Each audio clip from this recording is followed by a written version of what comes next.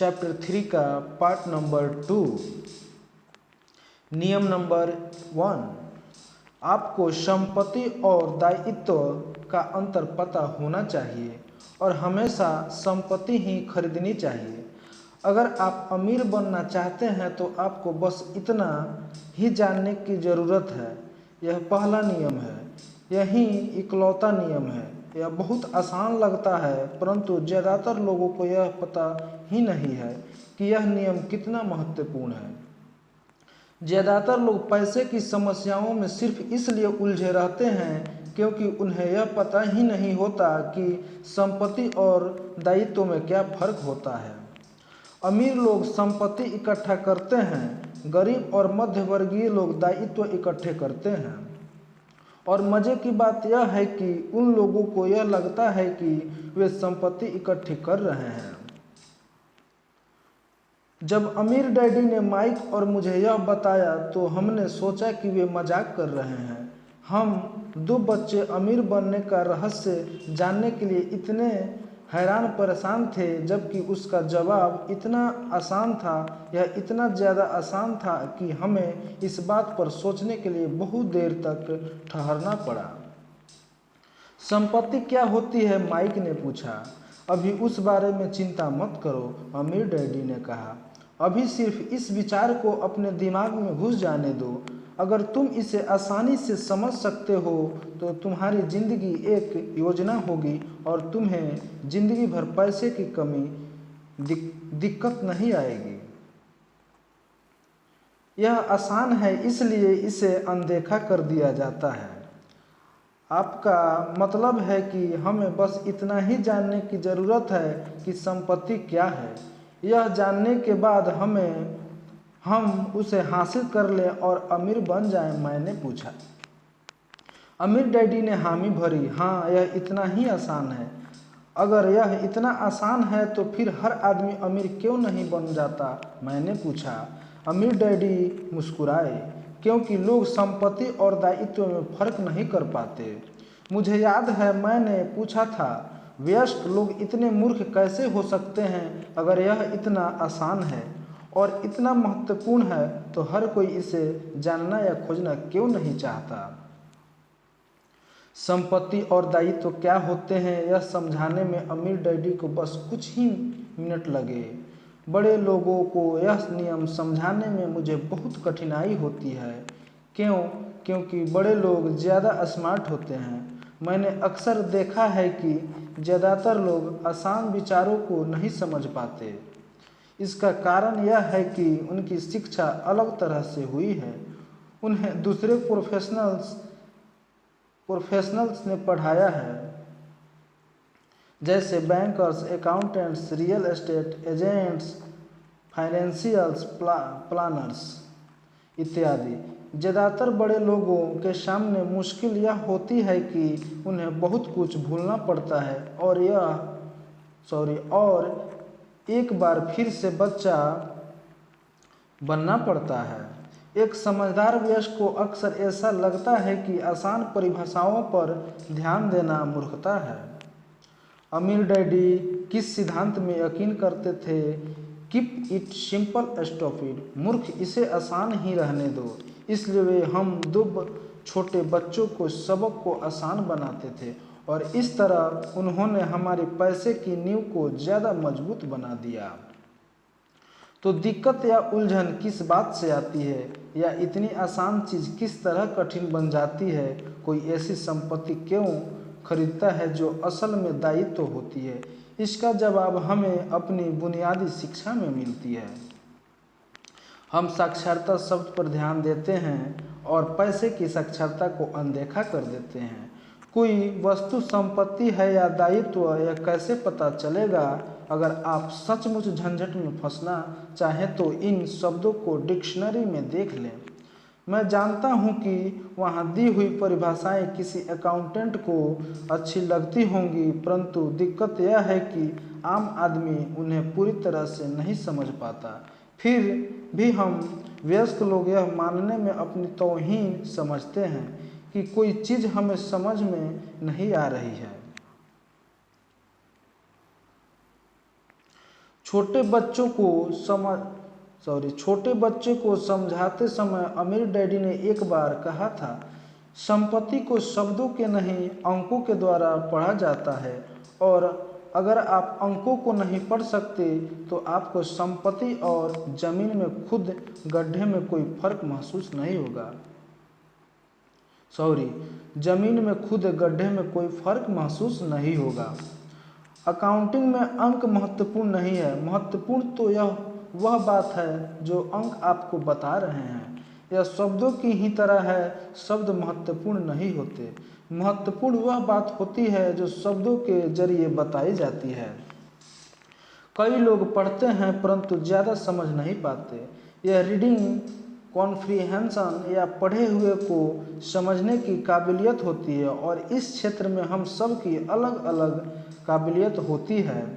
उदाहरण के लिए मैंने हाल ही में एक नया VCR खरीदा। इसके साथ निर्देश पुस्तिका भी थी जिसमें समझाया गया था कि अपने VCR को किस तरह प्रोग्राम किया जाता है। मैं शुक्रवार की शाम को आने वाले अपने फेवरेट टीवी शो को रिकॉर्ड करना चाहता था, पर उस निर्देश पुस्तिका को पढ़ते पढ़ते मैं पागल हो गया। मुझे दुनिया में कोई भी काम इतना मुश्किल नहीं लग रहा था जितना कि अपने VCR को प्रोग्राम करना। मैं शब्दों को पढ़ सकता था परंतु इसके बावजूद मुझे समझ में कुछ नहीं आ रहा था। मुझे शब्दों को पहचानने में ए मिल रहा था परंतु उन्हें समझने में मुझे F मिल रहा था, और यही ज़्यादातर लोगों के साथ पैसे के मामले में होता है। अगर आप अमीर बनना चाहते हैं तो आपको अंकों को पढ़ना और उन्हें समझना आना चाहिए। मैंने अपने अमीर डैडी से यह बात हजारों बार सुनी है, और मैंने यह भी सुना है अमीर लोग संपत्ति इकट्ठी करते हैं जबकि गरीब और मध्य वर्गीय लोग दायित्व इकट्ठे करते हैं। यहाँ यह बताया जा रहा है कि संपत्ति और दायित्व में क्या फ़र्क होता है। ज़्यादातर अकाउंटेंट और फाइनेंशियल प्रोफेशनल्स परिभाषाओं पर आपस में सहमत नहीं होते, परंतु यह आसान चित्र या रेखा चित्र दो छोटे बच्चों के लिए मजबूत वित्तीय नींव डालने में बड़े काम आए। बहुत छोटे बच्चों को सिखाने के हिसाब से अमीर डैडी ने हर चीज़ को बहुत आसान बनाए रखा, और जहाँ तक बन पड़ा उन्होंने चित्र या रेखा चित्र का प्रयोग ज़्यादा किया, शब्दों का उपयोग कम से कम किया, और अंकों का तो कई वर्षों तक इस्तेमाल ही नहीं किया। यह एक संपत्ति का कैश फ्लो पैटर्न है।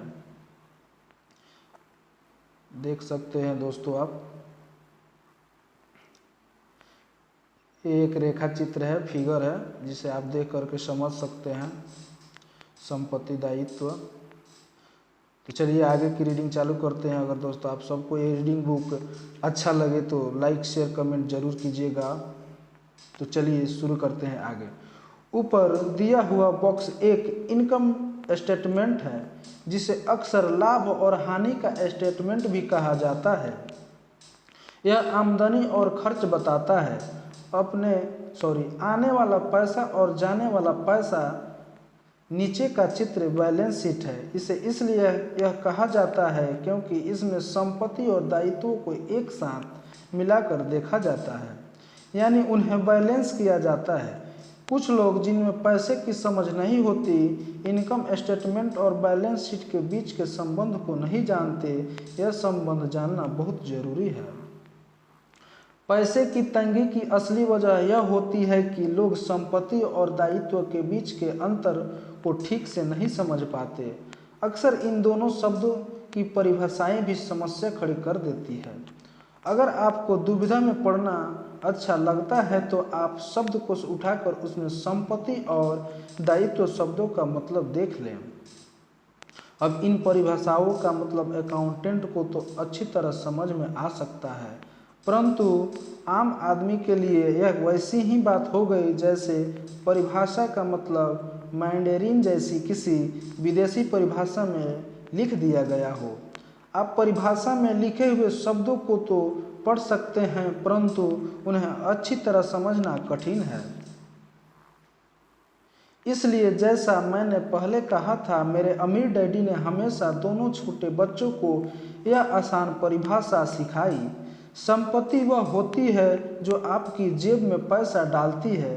अच्छी, आसान और उपयोग में आने वाली परिभाषा। यह एक दायित्व का कैश फ्लो पैटर्न है।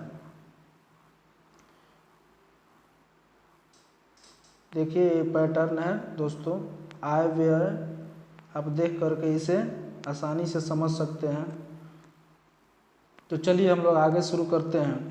अब चूंकि संपत्ति और दायित्व को चित्रों से समझा दिया गया है, इसलिए शब्दों में दी गई परिभाषाओं को समझना ज़्यादा आसान होगा। संपत्ति वह चीज़ है जो मेरी जेब में पैसे डालती है। दायित्व वह चीज़ है जो मेरी जेब से पैसे निकालती है। वास्तव में आपको इतना ही जानने की ज़रूरत है, अगर आप अमीर बनना चाहते हैं तो आप जिंदगी भर संपत्ति खरीदते रहिए। अगर आप गरीब या मध्य वर्गीय आदमी बनना चाहते हैं तो आप दायित्व खरीदते रहिए। इनके बीच के फर्क को न जानने से ज़्यादातर लोग जीवन भर पैसे की तंगी से परेशान रहते हैं। पैसों के लिए आदमी इसलिए परेशान होता रहता है क्योंकि वह न तो शब्दों को समझ पाता है और न ही अंकों को। जिन लोगों के सामने पैसे की मुश्किलें आ रही है, उन्हें यह समझ लेना चाहिए कि शब्दों या अंकों में ऐसा कुछ है जिसे वे पढ़ नहीं पा रहे हैं।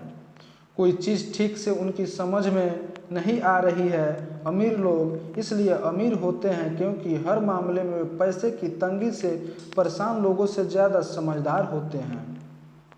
तो अगर आप अमीर बनना चाहते हैं और अपनी दौलत को बनाए रखना चाहते हैं तो पैसे की साक्षरता और समझदारी महत्वपूर्ण है, शब्दों में भी और अंकों में भी। चित्रों में जो तीर लगे हैं वे पैसे के बहाव यानी कैश फ्लो को बताते हैं। ध्यान रखिए, सिर्फ अंकों से पूरी बात समझ में नहीं आती है और सिर्फ शब्दों से भी पूरी बात समझ में नहीं आती है। महत्व तो पूरी कहानी का होता है। किसी वित्तीय रिपोर्ट में अंकों को पढ़ना प्लॉट या कहानी ढूंढने की तरह ही है। पैसा कहाँ जा रहा है, इस बात की कहानी 80% परिवारों की पैसे की कहानी यह होती है कि वे अमीर बनने के लिए कड़ी मेहनत करते जाते हैं। इसका कारण यह नहीं है कि वे पैसा नहीं कमाते, असली कारण यह है कि वे जिंदगी भर संपत्ति की जगह दायित्व खरीदते रहते हैं। उदाहरण के तौर पर यह एक गरीब आदमी या घर पर रहने वाले नौजवान का कैश फ्लो पैटर्न है। आप सब देख सकते हैं दोस्तों, और इस चित्र को समझ सकते हैं। और आगे यह चलिए शुरू करते हैं। यह मध्य वर्गीय आदमी का कैश फ्लो पैटर्न है। रोजगार देख सकते हैं, रोजगार, आय, संपत्ति, दायित्व। सॉरी दोस्तों, आप सब देखकर समझ सकते हैं। ये सब कैश फ्लो पैटर्न है दोस्तों, चित्र के माध्यम से बताया गया है और नीचे आपको समझाया भी गया है। यह एक अमीर आदमी का कैश फ्लो पैटर्न है। आय व्यय आप सब देख सकते हैं, संपत्ति दायित्व आप सब देख सकते हैं दोस्त। आय सब इमेज है। चलिए आगे की शुरू करते हैं हम लोग। जैसा कि आप देख सकते हैं, ये सभी चित्र बहुत ज़्यादा सरल बना दिए गए हैं। हम में से हर एक को जिंदा रहने के लिए खर्च करना पड़ता है। हम सभी को रोटी, कपड़े और मकान की ज़रूरत होती है।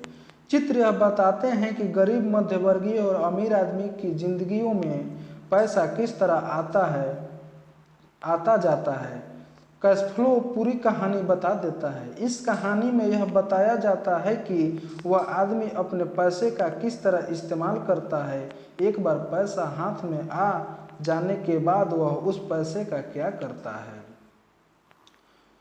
मैंने अपनी कहानी अमेरिका के सबसे अमीर व्यक्तियों से इसलिए शुरू की ताकि मैं यह बता सकूं कि इतने सारे लोगों की सोच में कहाँ गलती होती है। गलती यह होती है कि वे यह मानते हैं कि पैसे से सारी समस्या सुलझ जाती है, इसलिए जब लोग मुझसे फटाफट अमीर बनने के नुस्खे पूछते हैं तो मैं काँप जाता हूँ, या यह कि उन्हें कहाँ से शुरू करना चाहिए। मैं अक्सर सुनता हूँ, मैं कर्ज में हूँ, इसलिए मुझे और ज़्यादा पैसे कमाने चाहिए।